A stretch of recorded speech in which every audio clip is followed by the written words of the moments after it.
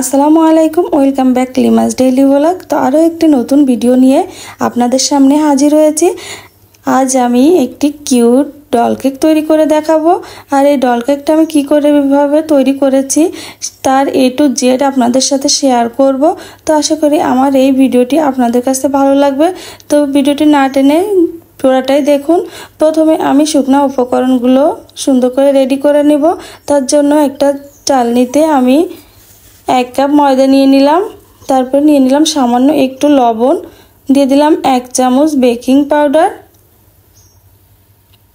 2 cup গুঁড়া দুধ দিয়ে আমি সুন্দর করে শুকনো উপকরণগুলো একটু টেলে নিব।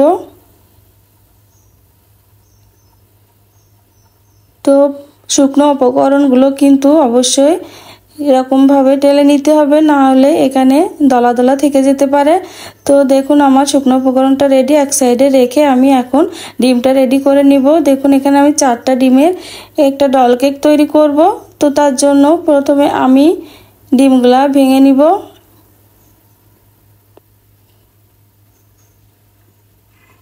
আমার একে 4টা ডিমই ভেঙে নেওয়া হয়ে গেছে। এখন আমি ডিমের সাদা অংশ আর কুসুমটা আলাদা করে নিব। তো এই কাজটা সাবধানে করতে হবে, কারণ আমি ডিমের সাদা অংশটা আমি ফোম করে নিব।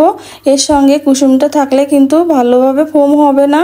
তো প্রথমে আমি একটা ইলেকট্রিক বিটার দিয়ে আমি ডিমের সাদা অংশটা ফোম করে নিব। তো প্রথমে আমি লো স্পিডে 1 মিনিটের মতো বিট করে নিব।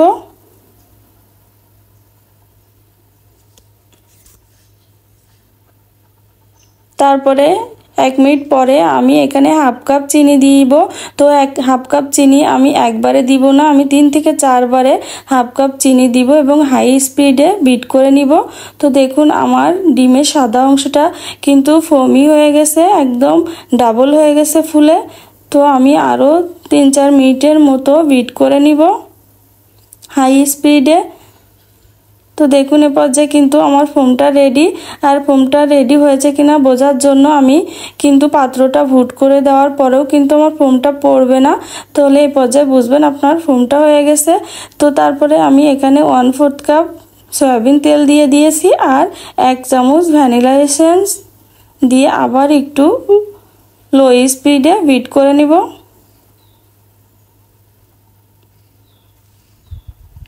জাস্ট একটু তেল আর ভ্যানিলা এসেন্সটা মিক্সড করার জন্য আমি লো স্পিডে 1 মিনিটের মতো বিট করে নিব। তারপরে এখানে ডিমের যে কুসুমটা আমি আলাদা করে রাখছিলাম, তো এক এক করে আমি ডিমের সেই কুসুমটা আমি এই ফোমের সঙ্গে মিক্সড করে নিব। তো খুব বেশি বিট করব না, জাস্ট কয়েক সেকেন্ডের মতো বিট করে এখানে আমি শুকনো উপকরণগুলো রেডি করে রাখছিলাম ওইটা এখন আমি আলতো হাতে মিশিয়ে নিব এই ফোমের সঙ্গে। তো এই কাজটা কিন্তু খুব আলতো হাতে করতে হবে। আর ঠিক একইভাবে আমার দেখুন আপনারা দেখে নিচ্ছে বুঝতে পারছেন একই দিকে ঘোরাতে হবে। তো এখানে আমি একটা ডল কেকের মোল্ড নিয়ে নিয়েছি। তো নিচে কিছুটা বেকিং পেপার বিছিয়ে দিয়েছি। তো তারপরে আমার এই কেকের ফোমটা আমি এখন এই মোল্ডের ভিতরে দিয়ে নিব। আর মোল্ডে কিন্তু আমি একটু তেলও ব্রাশ করে নিয়েছি। তো দেখুন একটু ট্যাপ করে যাতে এর ভিতরে কোনো বাবল থাকলে বের হয়ে আসে। তো তারপরে আমি এখানে ওভেনটাকে আজ ওভেনে তৈরি করে দেখাবো। তো ওভেনটাকে আমি 5 মিনিটের জন্য প্রিহিট করে রাখছিলাম। তো অবশ্যই কিন্তু ওভেনটা প্রিহিট করে রাখতে হবে। তো তারপরে আমি এখন কেকের মোল্ডটা বসিয়ে দিলাম ওভেনের ভিতরে।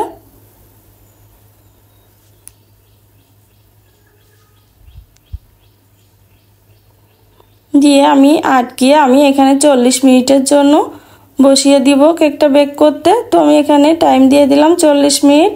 আর উপর নিচ তাপমাত্রায় 180 ডিগ্রি সেলসিয়াসে আমি 40 মিনিটের জন্য কেকটা বেক করতে বসিয়ে দিলাম।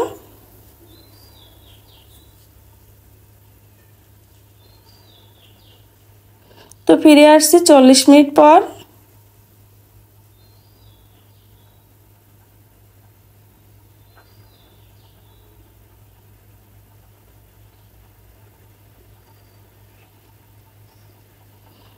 তো দেখুন আর 40 মিনিট পরে আমার কেকটা কিন্তু ফুলে ডাবল হয়ে গেছে। তো আমার কেকটা কিন্তু এখন কমপ্লিট। আমি এখন কেকটাকে বের করে মোল্ড আউট করে নিব। তো সাবধানে আমি কেকের মোল্ডটা বের করে, তো দেখুন আমার কেকটা কত স্পঞ্জি হয়েছে। তো দেখুন অনেক সফট হয়েছে, আপনারা দেখে নিচ্ছে বুঝতে পারছেন অনেক সুন্দর আর সফট হয়েছে কেকটা। তো আমি কেকটাকে এখন 4 ভাগে ভাগ করে নিব।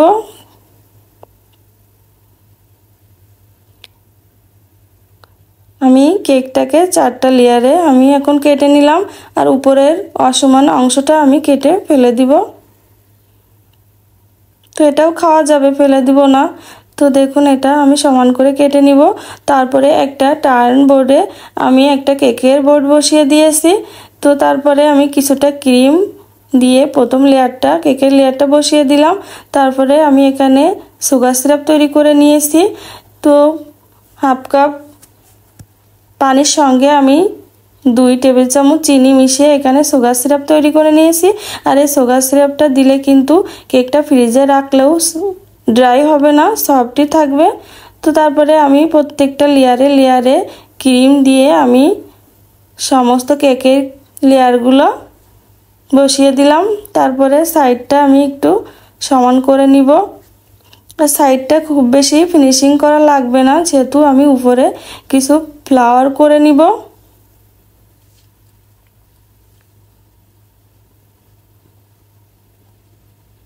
তো এখানে যেহেতু ডল কেক, তো আমি একটা ডল কেক এই বাজার থেকে কিনে এনেছি। তো এখানে মাঝখান বরাবর আমি এই ডল কেকটা বসিয়ে দিব।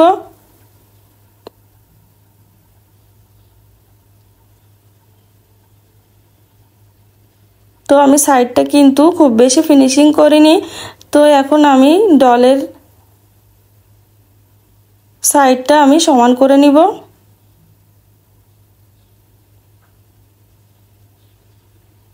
আর এখানে আমি ব্লু কালারের একটা ক্রিম রেডি করে নিয়েছি। তো এখানে আমি রোজ নজেল ব্যবহার করেছি, দিয়ে আমি নিচে একটা বর্ডার করে নিব। আমি এখানে 3টা বর্ডার করে নিব নিচে।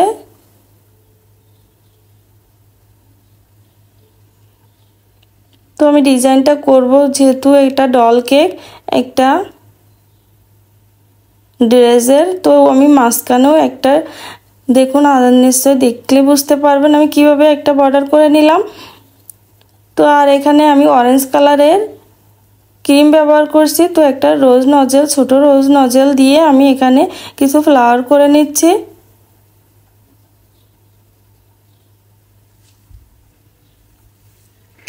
আর আমার এই কেকটা কিন্তু ছিল অর্ডারি কেক। আমি যেহেতু টুকটাক অর্ডার পাইলে কিন্তু আমি কাজটা করি।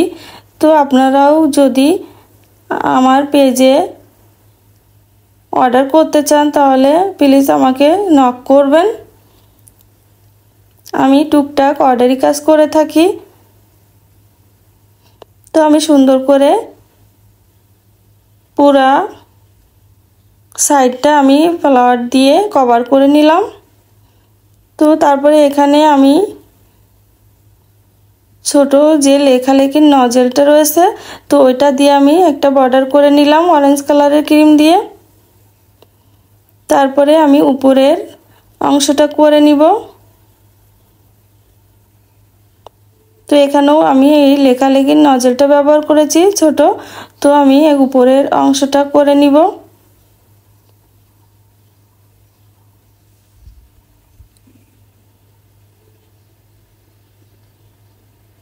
বন্ধুরা, আমার এই ভিডিওটা যদি আপনাদের কাছে ভালো লাগে তাহলে লাইক কমেন্ট আর বেশি বেশি করে আপনার ফ্রেন্ডস অ্যান্ড ফ্যামিলির সাথে শেয়ার করবেন। আর ইউটিউবেও আমার এই নামে আরেকটা পেজ রয়েছে, তো সেখান থেকেও ঘুরে আসবেন আর সাবস্ক্রাইব করতে কিন্তু ভুলবেন না। তো তারপরে আমার কেকটা ডেকোরেশন করা কমপ্লিট। তারপরে এখানে আমি কিছু হোয়াইট কালার আর গোল্ডেন কালারের সুগার বল দিয়ে একটু ডেকোরেশন করে নিলাম। ফ্লাওয়ারগুলোর ভিতরে আমি এই সুগার বলগুলো দিয়ে দিলাম।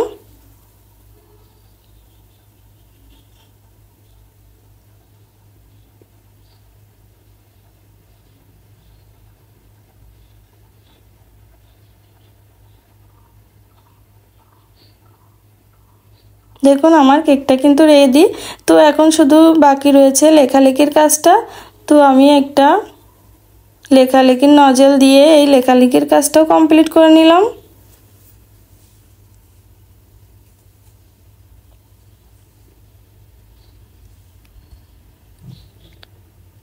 তো বন্ধুরা আমার এই কেকটা কেমন হয়েছে অবশ্যই কমেন্টে জানাতে ভুলবেন না।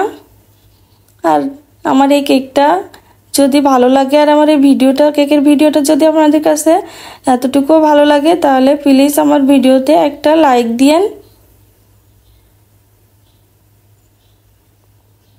আর বেশি বেশি শেয়ার করে আমার পাশে থাকবেন, কারণ আপনাদের সাপোর্ট আর ভালোবাসা আমার অনেক প্রয়োজন।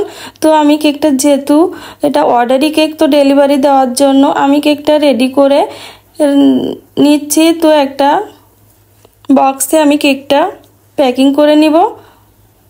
তো দিয়ে আমি এখানে পিন আপ করে নিচ্ছি চারি সাইডটা।